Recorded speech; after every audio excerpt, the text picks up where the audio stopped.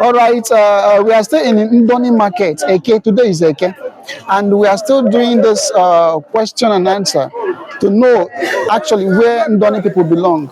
Me, I'm a Ndoni man. Of course, I also speak Igbo.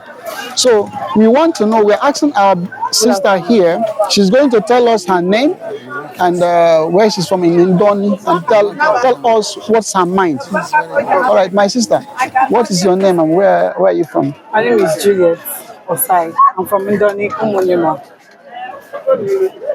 Okay, is Ndoni considered as Igbo or Igbo? I know we are from River State, Yeah. but is Ndoni considered Igbo people?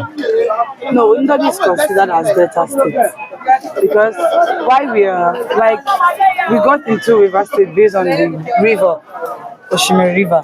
So the demarcation, that is why we are River State. Even though for the demarcation, we have been from Delta State. Okay. So that's it. Okay. People mostly say we are from Imo State. But no, Ndoni is from Ushe. Ushe is in Delta State.